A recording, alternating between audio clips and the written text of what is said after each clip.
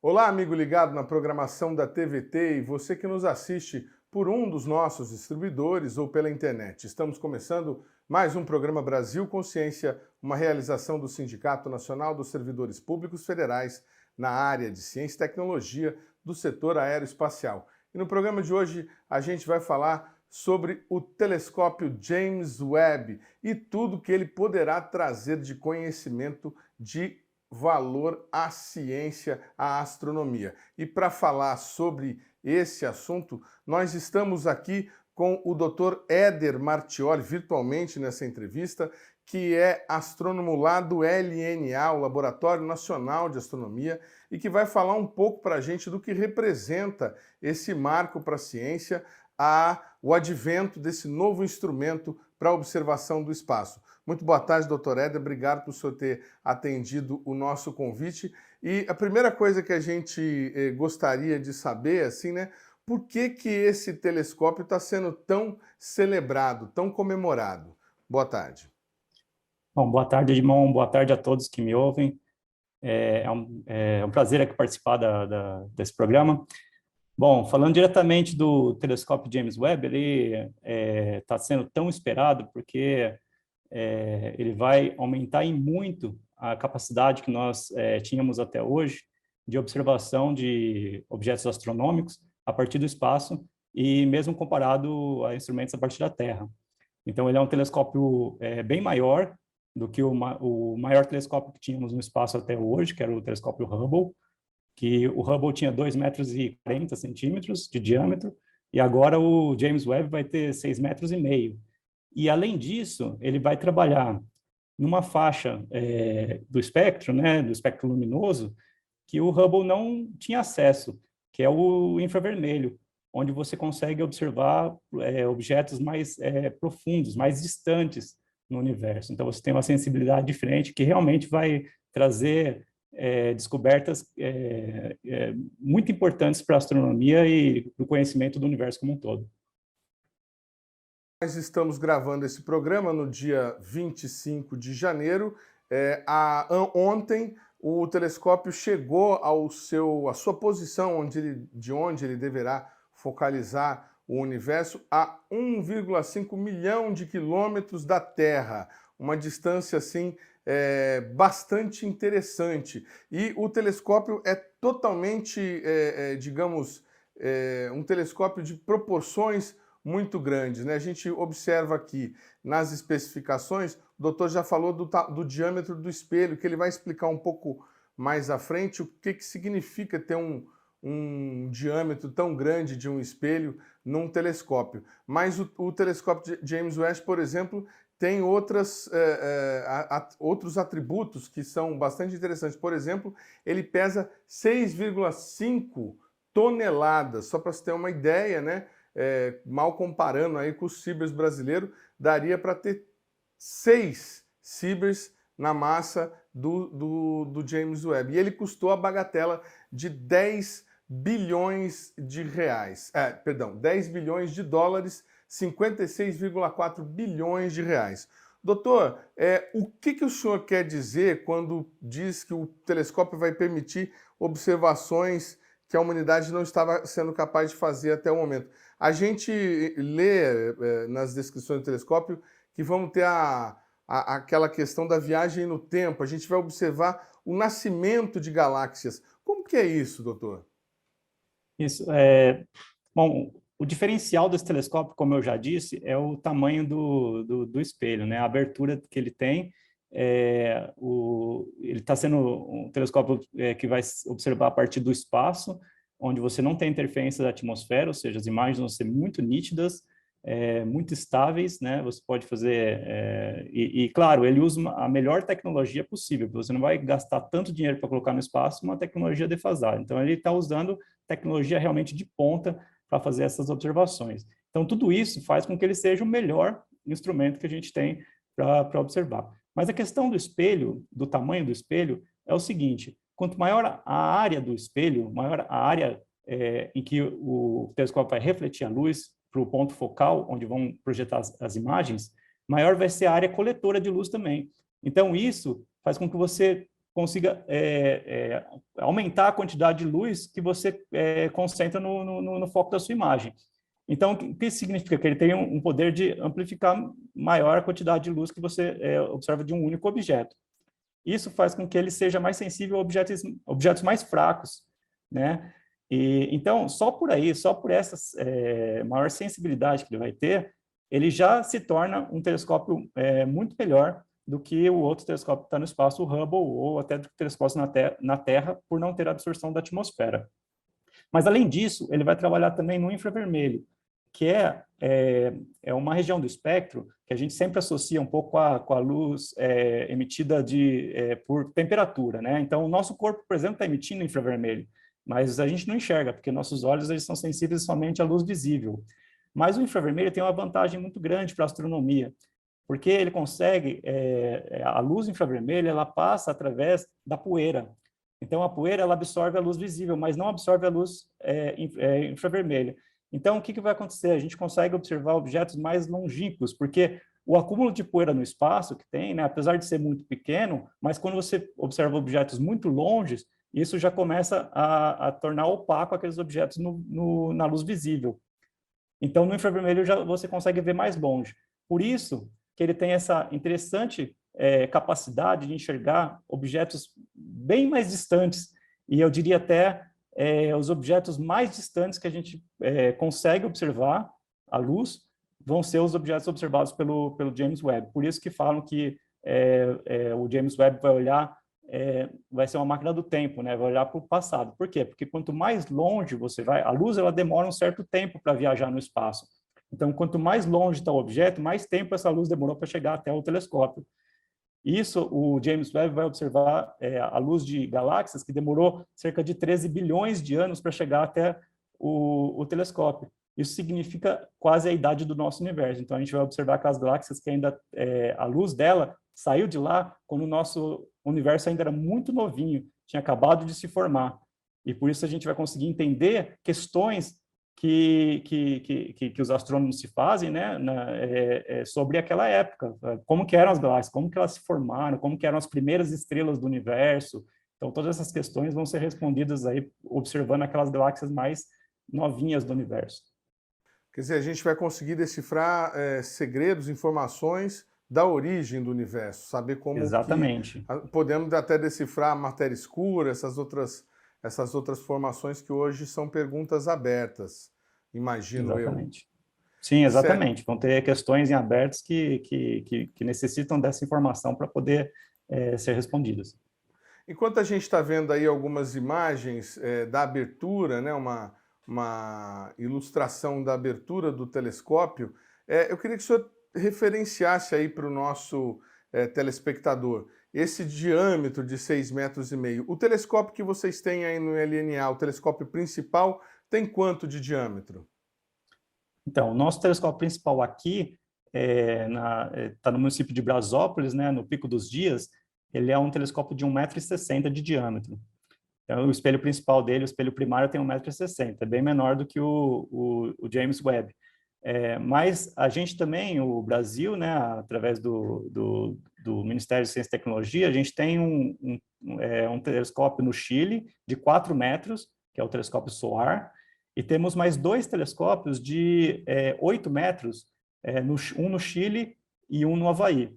E todos esses 2 consórcios são consórcios internacionais, que o Brasil não tem a fração total, 100% do telescópio, mas ele tem uma fração que é brasileira, que é onde os astrônomos brasileiros têm acesso exclusivo. A comunidade mundial de pesquisadores vai ter acesso às imagens? Vocês também vão poder participar das descobertas, observar ou usar as imagens captadas para fazer estudos? Sim, o James Webb ele tem uma política aberta de utilização, né? Então, qualquer pessoa no mundo pode propor projetos para o James Webb. Claro que, por ser um telescópio tão requisitado, com características tão específicas, né, e únicas, muita gente quer usar, então é muito competitivo, realmente. Então, mas vamos dizer, se tiver um astrônomo brasileiro com um projeto muito bom, com interesse científico muito bom, muito importante, aquele projeto ele pode submeter e ele pode ganhar tempo. E eu conheço astrônomos brasileiros que não lideram, mas participam de projetos que já foram aprovados para ser observado com o James Webb. É mesmo? Você pode citar algum deles para a gente? Olha, eu não vou lembrar de cabeça agora. Eu conheço alguns porque eu já vi nomes brasileiros, mas eu vou ficar te devendo essa informação agora. Não tem problema, não tem problema. Agora, falando da observação propriamente, o que hoje nós conseguimos ver, até onde a gente consegue ver, e se o senhor puder detalhar um pouco melhor, o senhor já falou da questão da formação das galáxias, mas até onde a gente vai conseguir ver com ele? E o que isso tem a ver com essa distância? Por que o telescópio teve de ser colocado tão longe da Terra, 1,5 milhão de quilômetros? Tá. Bom, a questão da posição da localização do telescópio, né, comparando assim com o Hubble, por exemplo, o Hubble ele está numa órbita bem próximo da Terra, porque a forma que o Hubble foi desenhado era um telescópio que permitia ser feito atualizações no telescópio. Então, inclusive, quando ele foi lançado, ele tinha um problema sério de aberração óptica e que as imagens saíam todas borradas, né? Então, foi um defeito de engenharia do telescópio que foi corrigido depois com uma missão de um dos ônibus espaciais que chegou até o telescópio para fazer essa correção. Então, foi, assim, ele está em órbita da Terra, são órbitas muito rápidas, questão de horas, assim, para dar uma volta na Terra. Então, ele dá várias voltas na Terra durante um dia, né? E isso tem toda uma logística de observação, né, que depende da posição onde ele está, e etc. Bom, o James Webb ele não tem a mesma filosofia. Ele é um telescópio que vai ser colocado no espaço e ele não tem como fazer atualização. Não dá para viajar até ele e consertar alguma coisa. Então, tudo tinha que dar certo, como tem dado, para poder ter certeza que ele vai funcionar. Mas o motivo principal de ser colocado nessa órbita, que é um ponto orbital específico, que fica além da órbita da Terra. Se você pensar no Sol, na parte central do Sistema Solar, e a Terra orbitando o Sol, esse ponto onde o telescópio Webb vai ser colocado, ele fica além da órbita da Terra. Ele é um ponto chamado ponto de Lagrange. E ele é um ponto estável, que acompanha a órbita da Terra. Então, ele vai acompanhar a órbita da Terra. A vantagem desse ponto é exatamente como se fosse um satélite geoestacionário. A vantagem desse ponto é que ele não precisa de manutenção da órbita. Então, ele é um ponto de equilíbrio onde o telescópio vai ficar ali sem precisar ficar gastando combustível para corrigir a órbita dele o tempo todo. Então, isso é economia, né, para o projeto. A outra vantagem é que nessa posição, além da Terra, ele pode ficar o tempo todo virado de costa para o Sol. Porque um telescópio desse no infravermelho, ele precisa estar refrigerado o tempo todo. E se os instrumentos dele estiver virado para o Sol, ele vai esquentar.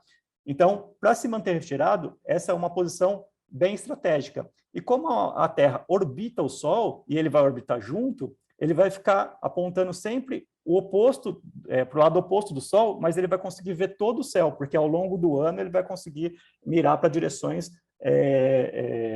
que variam, né, mas que cobre todo o céu. Então, ele vai ter acesso a todo o céu. E a outra questão que você colocou com respeito à distância, né, talvez eu não vou te dar números muito precisos, né, mas porque quando a gente fala de distâncias, depende muito, né? O James Webb ele vai observar, inclusive, objetos muito próximos aqui no Sistema Solar, mas que são objetos muito fracos, que não são possíveis de observar, mesmo com o maior telescópio na Terra, ele não consegue observar. Mas são, por exemplo, asteroides, né, que estão no cinturão de Kuiper ou na nuvem de Oort, né? Então, são objetos que são de bastante interesse para o Sistema Solar, mas são muito próximos. Agora, os objetos mais distantes que ele vai observar são as galáxias. E essas galáxias são aquelas que se encontram bem no que a gente diz próximos ao tempo de formação do universo, né? Então, isso está em torno de, como eu disse, 13 bilhões de anos, né, de anos-luz de distância. O próprio Hubble, ele conseguiu observar algumas galáxias a uma distância parecida, mas são bem limitados, são só os objetos mais brilhantes e aqueles que são mais fáceis de observar na luz visível. Mas aqueles que estão que a gente nem conhece direito, né, que estão bem mais distantes e que que são mais fracos, é só o James Webb mesmo que vai conseguir captar a luz deles. Muito interessante. A gente vai para um rápido intervalo, mas a gente volta já já para falar mais sobre esse assunto. Instante só, não sai daí.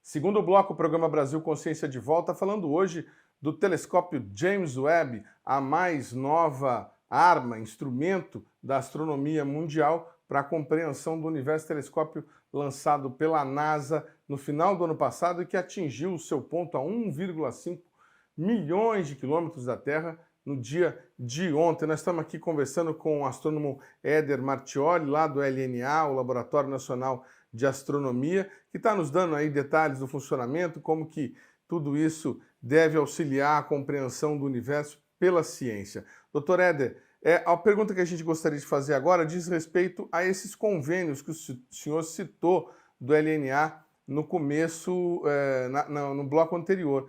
Nós estivemos no LNA no ano, se eu não me engano, há um ano e meio atrás.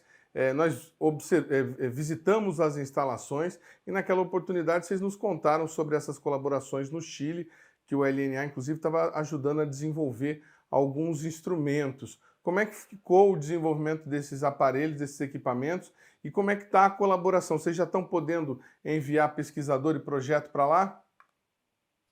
Então, nós temos duas colaborações principais no Chile e no Havaí, né? Como eu disse, é o telescópio SOAR de 4 metros de diâmetro. Esse telescópio, o Brasil tem 33%, um terço do tempo disponível para a comunidade brasileira. E o Brasil tem, em particular, com esse telescópio, um envolvimento muito grande na parte de instrumentação. Então, o Brasil ele desenvolve instrumentos com colaborações aqui nacionais e internacionais, mas que são desenvolvidos dentro do Brasil. Um dos instrumentos que o Brasil desenvolveu há pouco tempo, ele se chama CIFES, né? E essa sigla, ela significa que é um arranjo de fibras ópticas que pode observar um objeto e tirar espectros, né, ou informação detalhada da luz desse objeto em várias posições do céu. Então, esse é um dos instrumentos que estão em operação hoje lá no telescópio SOAR. Um outro instrumento que foi desenvolvido aqui dentro no LNA é o instrumento Stellis, que é um espectrógrafo de alta resolução, e ele tem a capacidade de fazer essa mesma análise da luz, né, de decompor a luz aí nos comprimentos de onda, mas com um detalhamento muito maior. Então, ele é destinado mais para observação de estrelas, só que você consegue medir coisas muito mais detalhadas, por exemplo, a composição química, né? E ele tem uma característica importante que ele consegue observar no ultravioleta. Então, esse foi um telescópio, um instrumento também totalmente desenhado e desenvolvido aqui no Brasil e que vai provavelmente entrar em operação aí no próximo ano, no ano que vem. Então, aí são instrumentações, né, são colaborações que o Brasil, além de participar cientificamente, né, com astrônomos brasileiros observando 30% do tempo durante todo o ano, ainda tem a colaboração brasileira na parte de desenvolvimento instrumental e tecnológico. E o outro telescópio que a gente também tem acesso é o telescópio Gemini, de 8 metros. Esse telescópio, 8 metros, já é maior até do que o James Webb, né? Ele tem uma capacidade maior do que o James Webb. E o nome Gemini... Só que ele está na Terra, né? Não está no espaço, aí muda, só que ele né? está na Terra. Mas um detalhe interessante é que as pessoas sempre se perguntam, mas é um telescópio que tem participação brasileira, mas não está dentro do Brasil, como que significa isso, né? Isso é legal. E a ideia é a seguinte, esse telescópio Gemini, por esse nome Gemini, né, que significa gêmeos, são dois telescópios gêmeos, um deles no Chile e o outro no Havaí. Aí fala, mas por que um no Chile e um no Havaí? Bom, primeiro, porque o Chile fica no hemisfério sul e o Havaí fica no hemisfério norte. Então, você observa nos dois hemisférios e cobre todo o céu. E segundo, no Chile, tanto o Chile como o Havaí, eles são montanhas muito altas onde é colocado esse telescópio, e lugares muito secos. Então, o que isso favorece? Quando você põe o telescópio num lugar bem alto, você já tem uma boa parcela da atmosfera que não vai ficar sobre o telescópio. Então, você quase que chega na metade do caminho para o espaço. Então, você tem uma vantagem grande aí com relação a outros telescópios mais baixos. Bom, esses telescópios eles também operam no infravermelho, como o James Webb. Mas, claro, a atmosfera ela também tem uma grande parcela de absorção no infravermelho. Tem, por exemplo, se você estiver observando exoplanetas, que são planetas em torno de outras estrelas, você tem um interesse muito grande em observar quais moléculas, qual que é a composição química da atmosfera desses planetas, correto? Mas se você quiser observar um planeta como a Terra, por exemplo, você precisa encontrar as absorções de elementos que existem na Terra. Por exemplo, vapor de água, CO2, metano. E a atmosfera da Terra ela já causa uma absorção muito grande desses elementos. Então, seria muito difícil você fazer esse tipo de investigação se você estiver aqui na Terra. Então, o James Webb vai ter, por exemplo, essa capacidade maior por estar no espaço, né? Então, são essas características, né, que fazem dele ficar um telescópio com resultados muito esperados agora pela comunidade científica. O senhor sabe quando que devem ser divulgados os primeiros resultados de trabalhos efetivamente feitos com o telescópio? Porque ele ainda está em fase de calibração, né, de ajuste. Isso. Bom, como você disse, né, ontem ele chegou na posição orbital dele, então foi assim, durante todo esse processo, até chegar na posição orbital, ele teve a fase de desmontar, né, ou de abrir o telescópio, né, abrir aquele painel solar que era bem complicado. Então, tudo isso era uma tensão muito grande do pessoal lá da NASA. Então, você via todo dia saindo vídeos, assim, deles comemorando, e tudo saiu muito bem. Então, como ele chegou agora na órbita que ele precisava, o que falta agora para o telescópio começar a funcionar é ele resfriar os instrumentos. Então, os instrumentos dele precisam trabalhar a uma temperatura de 40 kelvins, que é uma temperatura muito baixa, né? E para chegar nessa temperatura, ele demora mais ou menos uns 3 meses. Então, esse é o tempo agora que vai ter que esperar até que os instrumentos fiquem numa temperatura operacional. Então, nos próximos 3 meses vai ser basicamente um tempo de espera e de testes, né? Que eles vão ficar vendo se todos os sistemas estão funcionando corretamente com esse decaimento da temperatura. A partir daí, o telescópio já vai estar liberado para começar as primeiras imagens. Então, vai ser feita a calibração óptica, né, onde você obtém as primeiras imagens para testar o telescópio, para calibrar o telescópio. Então, essa calibração demora também bastante tempo.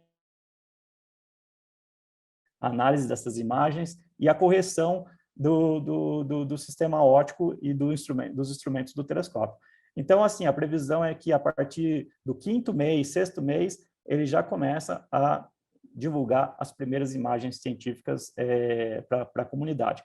E um fato interessante é que as primeiras observações do telescópio James Webb, que vão ser feitas com a ciência que está mais esperada, que já dá para fazer com as primeiras observações, elas vão estar liberadas para todo mundo imediatamente. E mesmo as observações feitas depois, elas têm um tempo de prioritário, né, que a pessoa que propôs o projeto, o cientista e o grupo científico que propôs o projeto tem acesso, de 6 meses até 1 ano, mas depois desse tempo as imagens ficam disponíveis para qualquer pessoa fazer ciência com elas. Então, via de regra, as imagens desse telescópio vão ser sempre públicas, né? Qualquer um pode ter acesso, como são as do Hubble hoje em dia.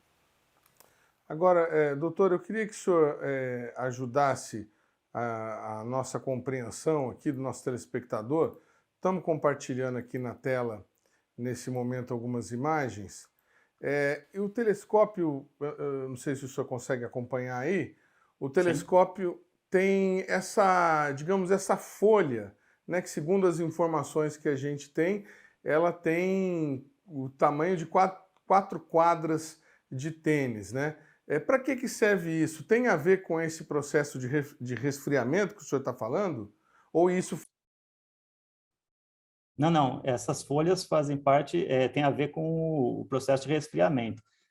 Na verdade, elas são proteção para que o telescópio e os instrumentos que operam nele não esquentem com a luz solar.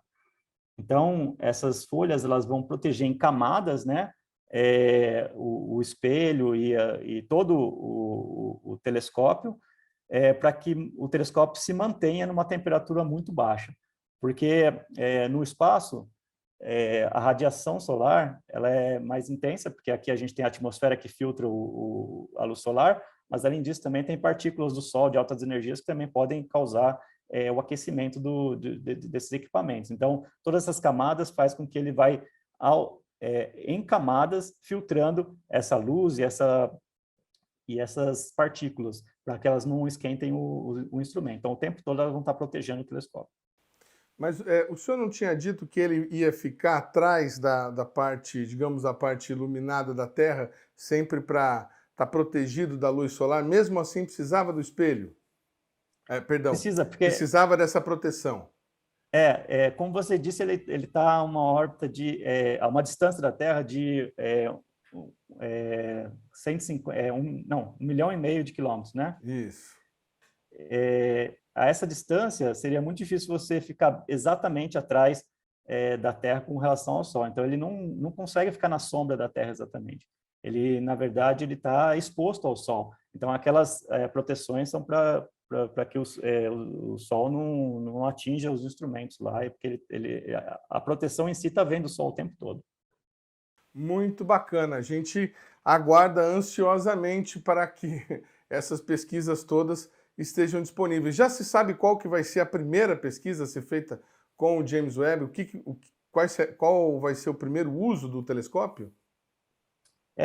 Os primeiros projetos já estão divulgados no site da NASA. Eu não tenho eles todos de cabeça, né? Mas alguns que eu dei uma olhada, assim, que eu consegui ver que são bem interessantes. Por exemplo, fazer imagens do entorno do buraco negro central da Via Láctea, que é a galáxia onde a gente vive. A gente sabe que tem um buraco negro lá no centro da galáxia, e tem muita informação em torno desse buraco negro já é conhecida por vários instrumentos terrestres ou até espacial, mas o James Webb vai ter uma capacidade muito melhor para fazer essa investigação.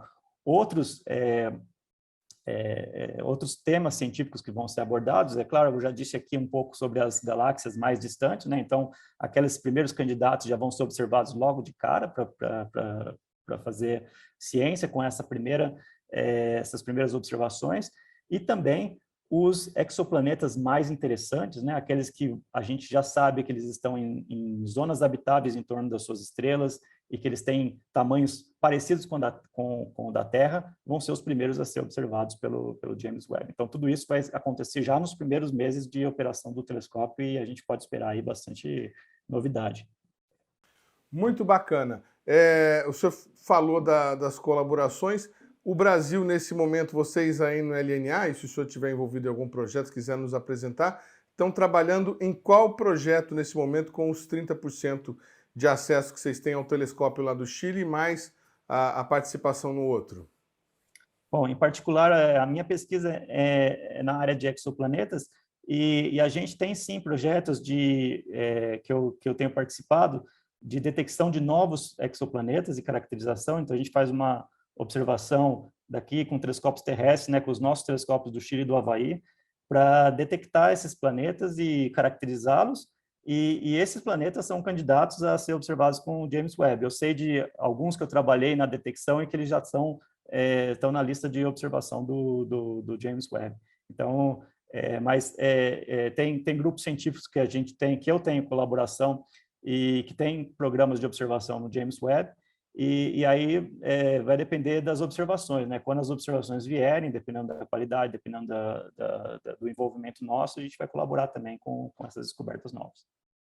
Uma última questão que eu queria abordar com o senhor, que não tem nada a ver nem com o James Webb, nem com o telescópio do Chile.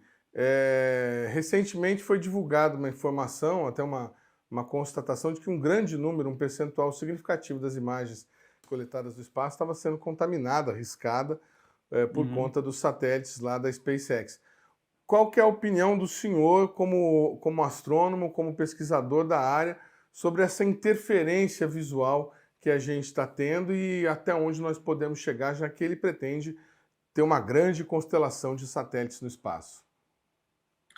Bom, eu, como astrônomo e em observações, ou até analisando dados de outras pessoas, ou de vários bancos de dados, né, onde você observa, eu já vi, em alguns casos, sim, aparecerem satélites, não necessariamente da SpaceX, mas qualquer satélite que tiver em órbita da Terra, ele reflete a luz solar e, como consequência, né, essa luz aparece nas imagens. Mas são aparições pontuais, porque eles estão em órbitas muito rápidas, né? Então, normalmente, quando você tira várias imagens, e uma delas vai aparecer com um risco, e aí a gente já sabe, isso aí que deve ser um satélite. Às vezes a gente nem sabe qual satélite que é, porque acontece frequentemente. E essa imagem, normalmente, o sistema de análise de dados já rejeita esse tipo de aparição, porque tem outros processos que causam aparições similares, que não são necessariamente causados por satélites, mas que a gente precisa usar técnicas que rejeitem esse tipo de o que a gente chama até de ruído, né, que é uma coisa que interfere nas nossas imagens. Mas, assim, pessoalmente, eu não vejo como um problema sério no momento, né? É claro que se isso aumentar em quantidade muito grande, né, se começar a ter muitos desses satélites, né, em certas observações, pode realmente interferir e atrapalhar e ter que refazer a observação, ou senão começar a criar técnicas aí para não ter esse tipo de problema. Mas eu não sei, eu acho que isso precisaria de uma quantidade grande mesmo. É claro que depende do tipo de imagem que você está fazendo, depende da posição do céu, e depende da ciência que você está realizando, né? Acho que esse é um cuidado que todo astrônomo hoje precisa ter, que talvez o astrônomo de 30 anos atrás não precisava, né? Porque a quantidade de satélites aumentou bastante, então se você vê um risquinho ali, você não vai imaginar que aquilo foi uma variação das suas imagens ou de alguma coisa, mas você sabe que pode ser, já logo você faz a hipótese de um satélite ter passado na frente.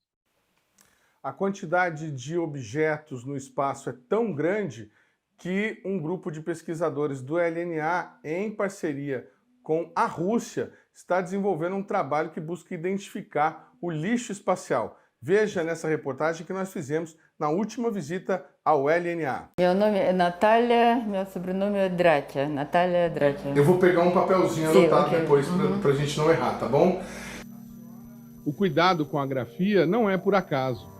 Natália é uma pesquisadora russa da Universidade de São Petersburgo que trabalha na colaboração entre Brasil e Rússia para a identificação de lixo espacial. Além de colaborar com a pesquisa, ela serve como interlocutora entre a equipe do país dela e os pesquisadores brasileiros, e foi escolhida justamente por conta de sua relação com o país. E como foi que a senhora aprendeu português? Porque eu já tinha muita colaboração com o Observatório Nacional do Brasil, que fica no Rio de Janeiro, e trabalhei lá desde 94, com idas e voltas para a Rússia, e estava estudando português.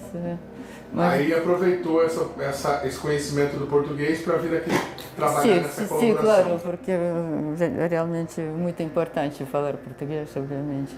Assinado em 2016, o acordo com a agência espacial russa, a Roscosmos, estabeleceu a instalação de um conjunto de telescópios no Observatório Pico dos Dias. O interesse russo pela parceria com o Brasil pode ser explicado pela localização. Eles precisavam de um parceiro no hemisfério sul para mapear os objetos nos dois hemisférios, e o Brasil entrou no acordo para fazer parte do esforço mundial no sentido de fazer uma faxina no espaço ao redor da Terra.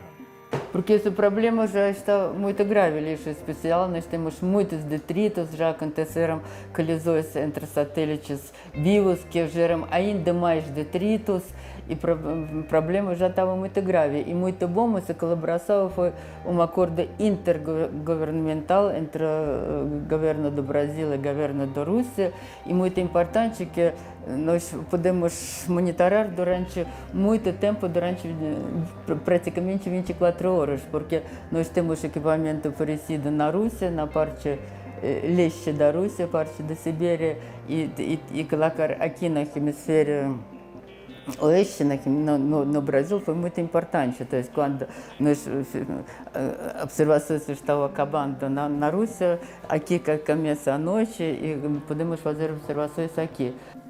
O objetivo do mapeamento é identificar possíveis colisões entre os destroços no espaço e equipamentos que estejam em funcionamento prestando serviços na comunidade mundial.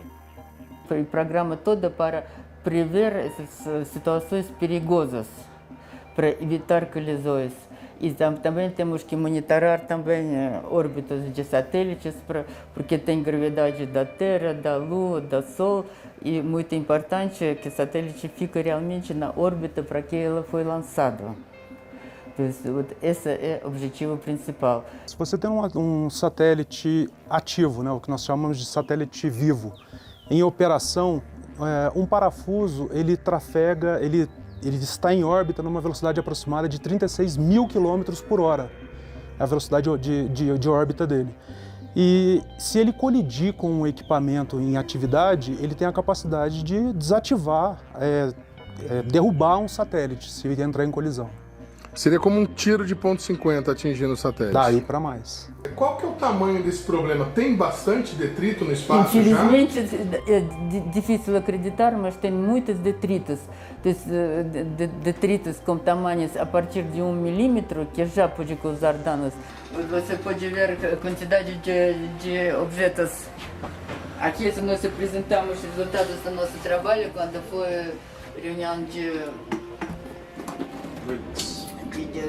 do BRICS agora? Agora sim, no final de setembro, começo de outubro, no Rio de Janeiro. Essas são as estimativas, são 128 milhões de objetos com dimensão a partir de 1 milímetro a 1 centímetro, 900 mil objetos entre 1 e 10 centímetros e 34 mil objetos acima de 10 centímetros. Isso é uma estimativa levantada pela ESA, Agência Espacial Europeia. E o problema é grave e tem estação espacial internacional, onde tem astronautas, e às vezes, já aconteceu várias vezes, que tem que mudar um pouco a órbita da estação espacial para evitar colisão, porque já vidas de pessoas estão em perigo. Por causa... Aquela tela ali está mostrando o quê? Isso eu queria mostrar realmente a quantidade de detritos especiais aqui na nossa Terra. Você pode ver aqui Brasil, aqui como nós chamamos órbitas baixas, todos esses pontinhos vermelhos são satélites vivos em trabalhos, e pontinhos cinzas são satélites já mortos e partes de satélites, lixo especial mesmo. E eu queria também mostrar muito interessante, digamos, elipse vermelha, na realidade, essa órbita, como nós chamamos, órbita geoestacionária. Essa órbita na altura aproximadamente 36 mil quilômetros na Terra, e satélite lançado aqui sempre fica em cima da ponto total da Terra. Então, que é muito importante para nós, para nossos telefones celulares, para televisão, é muito importante. E como vocês podem ver, essa órbita já quase praticamente toda ocupada. Então, tem essas regras internacionais, sempre como você pode lançar seu satélite naquela órbita. E agora, hoje em dia, já a distância média entre satélites nessa órbita é 190 quilômetros.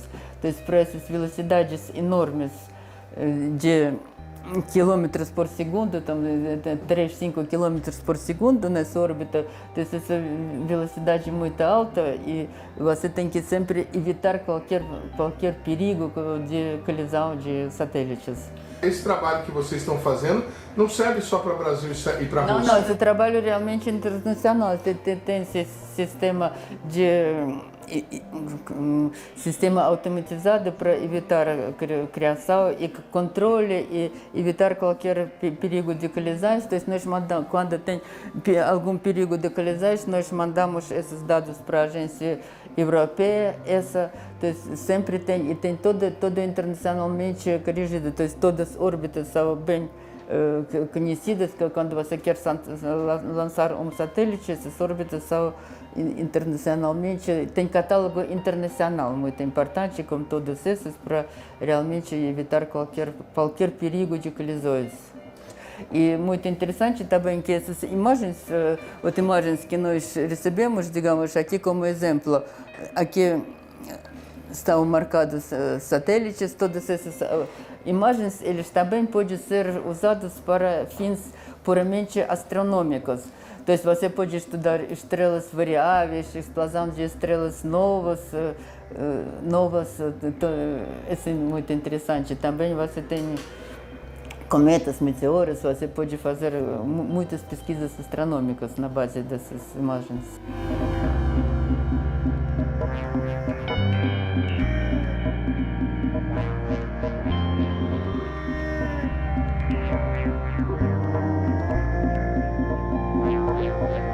Aqui nós temos um complexo óptico, um complexo de telescópios, que nós trabalhamos com 5 telescópios distintos com angulações diferentes.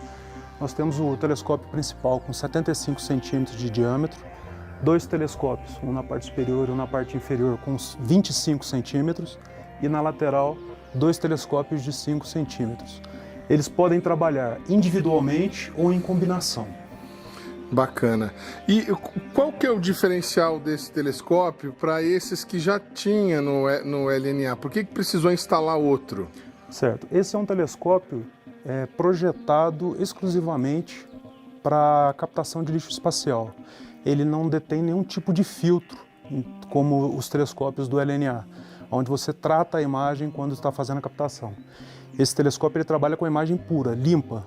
Da mesma forma que ele capta a luz, ele transmite para o nosso sistema para que você possa detectar lixo espacial. Deixa eu só rotacionar ele para que ele não bata na cúpula.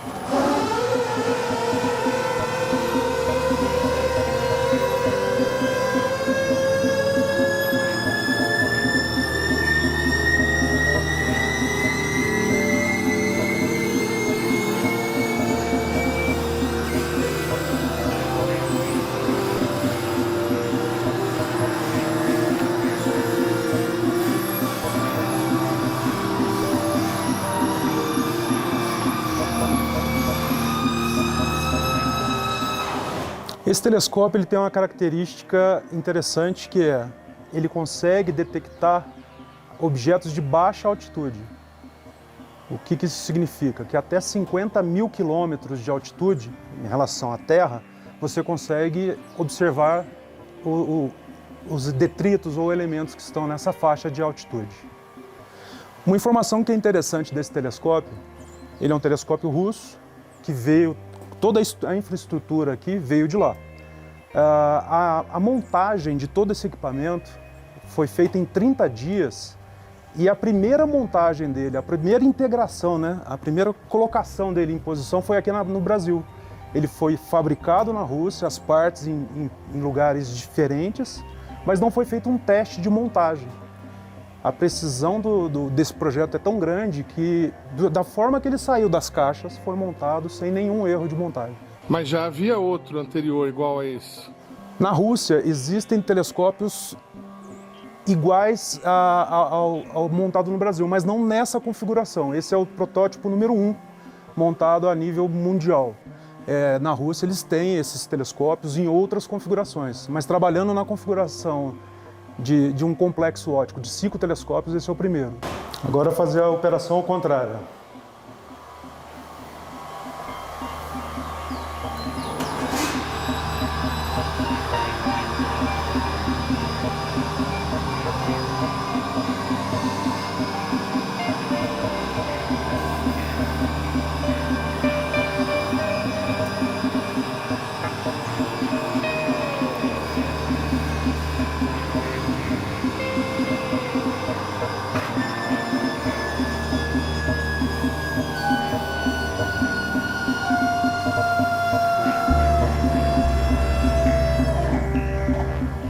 Quero agradecer demais a presença do Dr. Éder Martioli aqui conosco, explicando sobre o telescópio James Webb e também sobre os convênios do LNA. Obrigado, doutor. Muito obrigado pela sua participação e pelas informações também. Muito interessante a entrevista.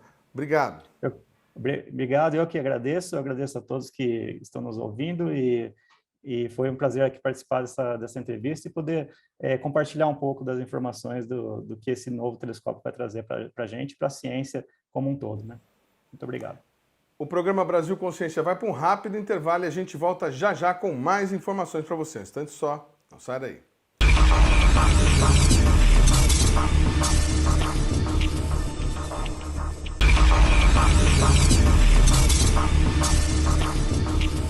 Consciência de volta. Terceiro bloco, o programa Brasil Consciência de volta, falando hoje sobre o telescópio James Webb, este novo instrumento da pesquisa da NASA que servirá também para a comunidade científica mundial e o desenvolvimento da ciência como um todo. Nos blocos anteriores, nós citamos a estrutura brasileira, o maior telescópio do Brasil, instalado lá no município de Piranguçu, no Pico dos Dias, no Observatório Nacional, que pertence ao LNA, o Laboratório Nacional de Astrofísica, que fica na cidade ao lado, em Brasópolis. O Brasil Consciência já esteve lá e mostra para você como é o maior telescópio em funcionamento no país. Veja. O prédio imponente abriga o maior telescópio do Brasil, mas pode ser considerado também uma maternidade da astrofísica brasileira. Aqui nasceram centenas de pesquisadores e milhares de projetos na área, e o trabalho continua acontecendo diariamente. Que trabalho é esse que vocês estão fazendo nesse momento? Então, a gente tem todo um procedimento, o pessoal que trabalha durante o dia, o pessoal da área técnica, tem a função de chegar de manhã e deixar tudo preparado para a noite. O astrônomo que vai começar essa missão que se inicia hoje, né? Já fez esse pedido de tempo aí há já 6 meses atrás para vir observar hoje, entendeu? Então o que a gente faz quando a gente chega, quando troca a noite do plantonista? A gente chega de manhã, retira o instrumento que está conectado na base do telescópio, né? E a gente entra com o instrumento que o astrônomo pediu para a noite que ele vai utilizar. A primeira observação científica dele foi dia 22 de abril de 1980 e desde então a operação dele é ininterrupta, né? Então foram centenas de trabalhos científicos realizados com os dados desse telescópio e ele ainda continua operando normalmente. Ontem estava sendo utilizado pelo Laerte, que é do Paraná, né? Da Universidade do Paraná. Hoje, quem que está entrando, Adriano, mesmo hoje? Hoje deve ser alguém do Marcelo Safin do Rio, que trabalha com planetas, né? Legal. Você sabe a diferença de uso de um instrumento que vocês retiraram para o que vocês estão colocando agora? Então, o espectrógrafo é um instrumento utilizado para medir linhas, né? Você tem uma rede de difração onde você decompõe a luz e você pode determinar os elementos químicos que tem na estrela. Com isso, chegando à conclusão se ela é uma estrela quente, fria, a massa dela, a distância, né? Se é uma estrela nova, uma estrela velha, já em fim de vida. E a câmara direta que está entrando hoje, você vai tirar uma foto do que você está sendo, né, observando, a estrela, galáxia, planetas, por exemplo. E depois vai ser analisada a foto, a imagem, né? Que é ao contrário do espectrógrafo, você vai analisar as linhas. Esse telescópio, apesar dele ser já considerado quase que ultrapassado, ele tem uma demanda, assim, tem procura por ele? Sim, ele tem uma demanda constante, ele é utilizado, todas as noites disponíveis são usadas para pesquisa, né? E ele continua produzindo artigos científicos no mesmo nível que outros telescópios maiores. Porque sempre, mesmo o telescópio estando mais antigo, se você moderniza a instrumentação que vai acoplada aqui, mantém a vida útil dele por mais tempo. Então o LNA vem trabalhando no desenvolvimento de novos instrumentos para acoplar no telescópio e melhorar o tipo de dados que sai dele. O gigante construído pela empresa norte-americana Perkin-Elmer já não é mais o grande telescópio da América do Sul. Hoje, o posto cabe ao telescópio SOAR, instalado no Chile por meio de um consórcio de países, do qual o Brasil faz parte, sob a coordenação do LNA.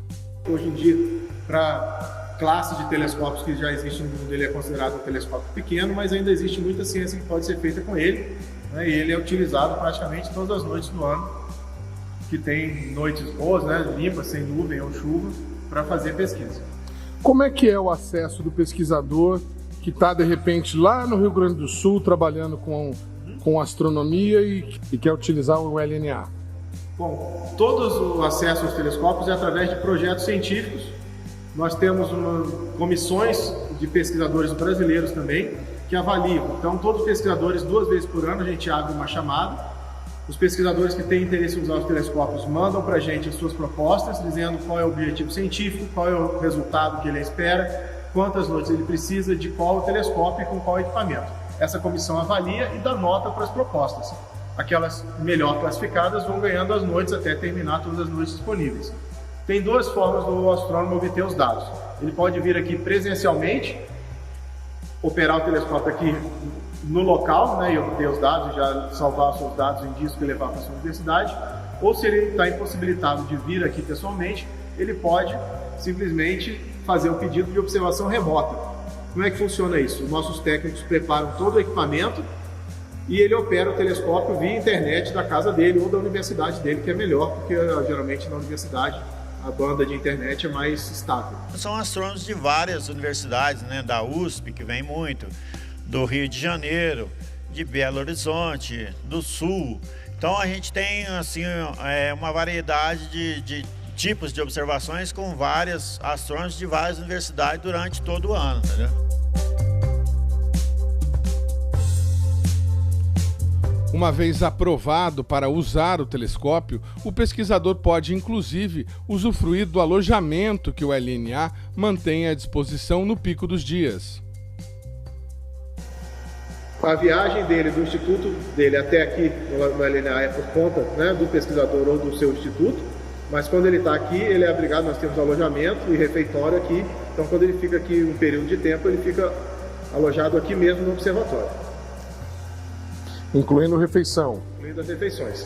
Quando esse pesquisador ele recebe diárias do instituto dele para fazer essa observação, daí ele paga essas refeições e a estadia com as diárias. Se ele não está recebendo nenhuma diárias, o LNA custeia isso para ele.